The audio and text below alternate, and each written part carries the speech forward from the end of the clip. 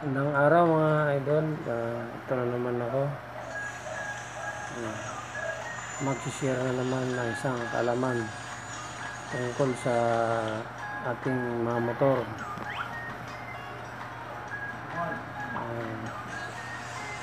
May tips lang ako sa inyo bago kayo kumuha ng motor. Ano ba ang purpose?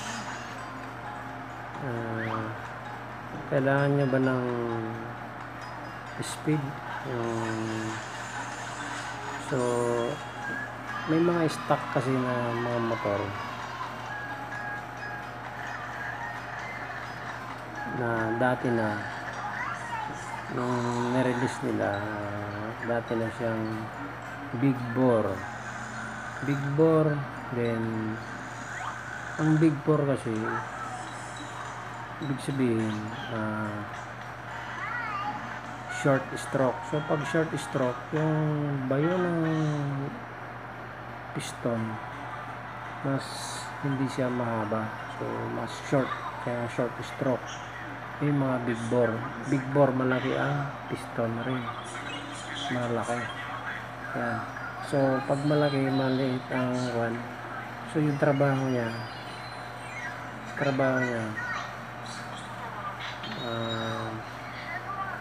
maayos, mas mabilis. Yun yung mga mabilis umarangkada. So yun mga idol, dapat alamin nyo kung ano yung binibili yung motor. So big bore na nga, ipapabore mo pa, di mas mabilis na naman. So yung mga motor na pwede yung setup pang karera, kaya short stroke na short stroke. Big bore is a powerful, mas powerful siya. So now, papakita ko sa inyo kung paano malalaman sa pamamagitan ng mga website. So aalamin nyo lang yung kung ano yung stroke saka yung titignan natin dito sa website. Yan. So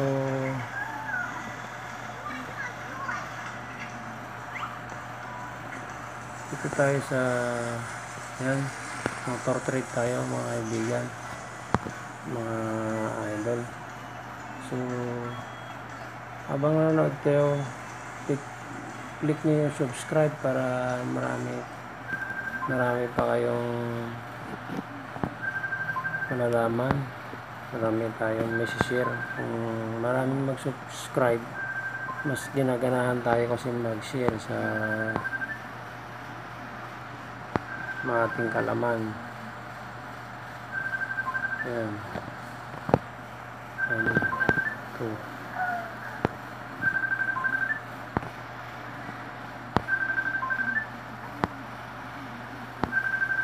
Dito tayo sa page 2.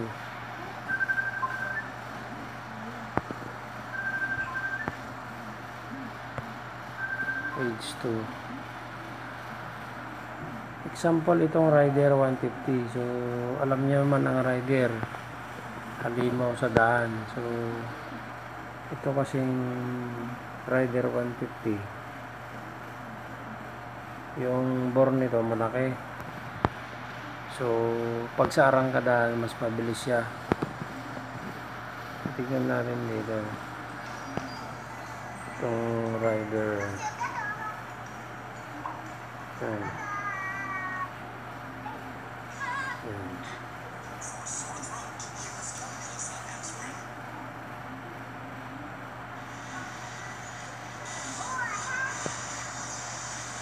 Bagal ng wifi natin mga idol.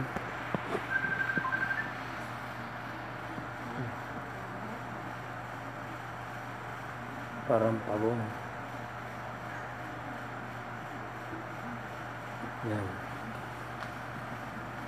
Yan, naglo-loading na siya. Nakikita nyo sa screen. Yan. Example, itong Rider 150.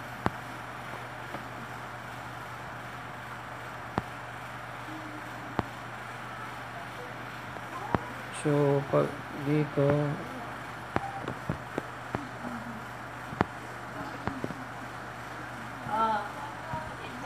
wala na yung mga kan dito. So search na lang tayo sa Google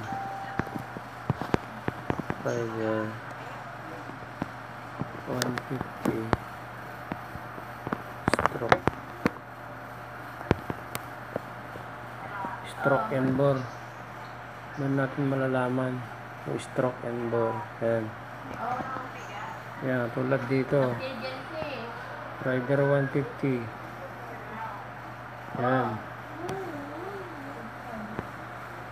Yan mga idol, 62 bore. So yung sinasabi ko sa iyo, 622 mm bore yung stock nito. So tignan nyo naman yung pag kinonvert natin sa inches, yan 2.4 inches. Yan, mas malaki yung bore niya sa stroke. Yan. So itong stroke mga idol, sa next video natin papaliwanag yan kung bakit yung iba naman sa stroke mas malaki. So dito muna tayo, mag-concentrate muna tayo dito sa bore. Big bore, ibig sabihin pag big bore, short stroke, sinabi yung bayo niya mas mabilis pag umarangkada, mabilis siya pag umarangkada. So ganun lang kasimple. Kung plano yung bumili ng motor, kung balak yung mga rera, yan ang bilhin nyo, yung mga big bore short stroke. Over square engine ang tawag sa kanila, over square engine. So hindi ko naman kine-criticize yung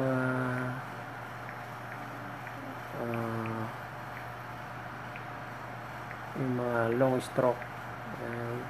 Meron naman mga karerista na din, pero mas maganda para sa akin tested na, di ba? Rider 150. So tignan naman natin yung kung ano yung stroke ng sa Honda. Stroke and bore and stroke nya RS 150.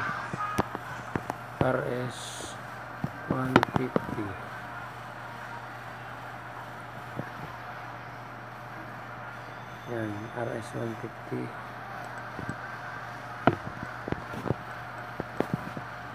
RS 150 bore.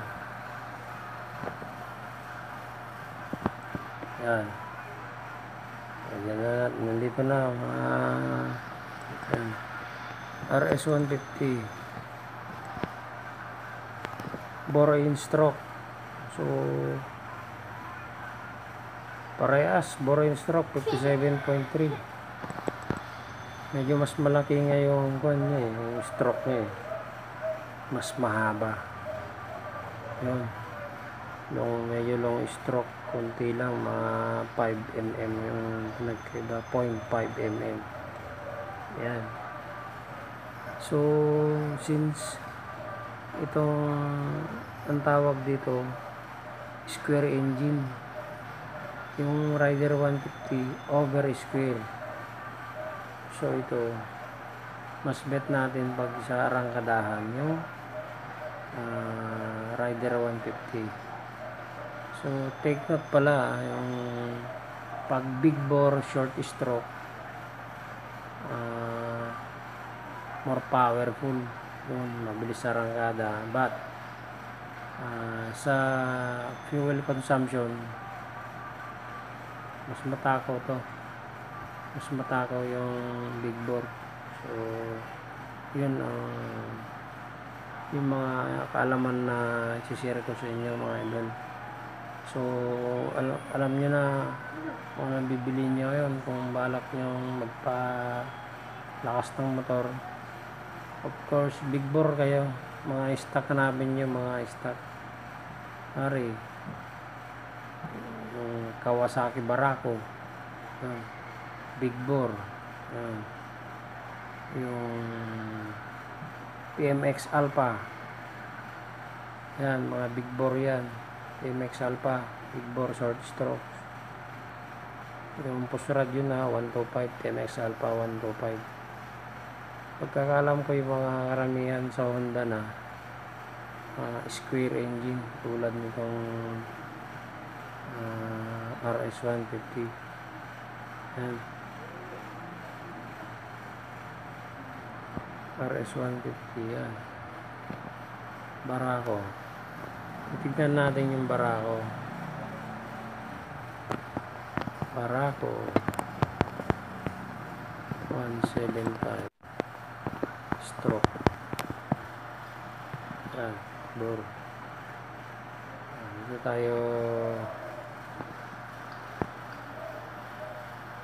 Yan na, idol. Mga guys, nakikita nyo na yung dito sa first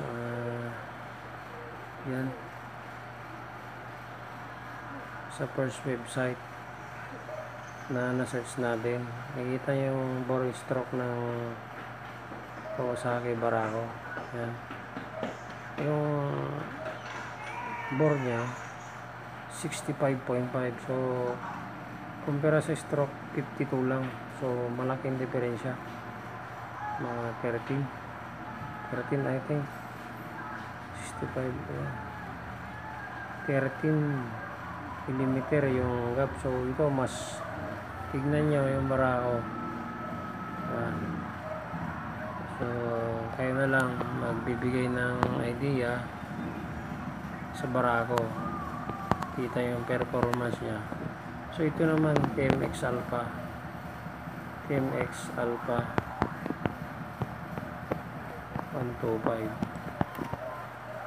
4 stroke.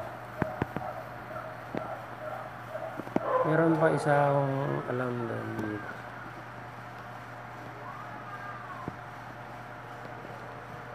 Yan, sa pangalawang website ng Honda, makikita natin yung bore stroke.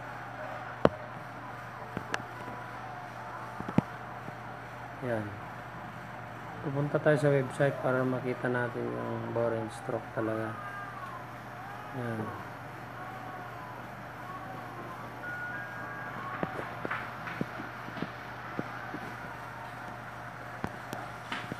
Yan. Ito natin. Features, specs. Yan.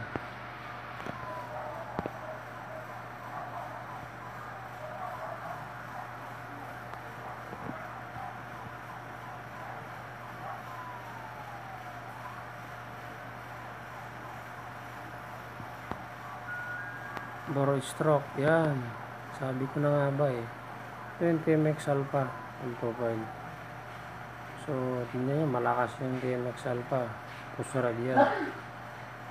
Yung bore nya 56.50, saka yung stroke nya 49.50. Yan. Medyo short yung stroke nya, pero big bore siya, big bore. Short, big bore. So powerful. Yan. Ito yung mga magandang setup kasi dati ng short stroke. Meron pa tayong i-recommend yung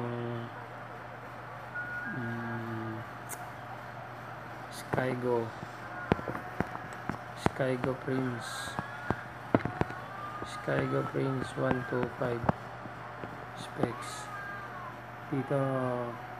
Dito yung kinopya nila yung parehas sila ng bore stroke dun sa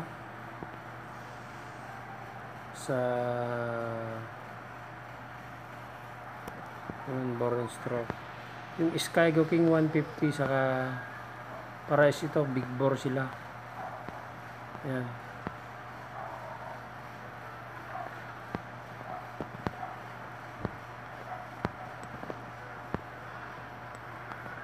Yan mga kaibigan, mga idol, nakita yung bore stroke, pinagkumpira Ito na yung dalawang Skygo King saka yung Prince. Pares sila big bore, short stroke. Yan. Yan. Pares sila oh.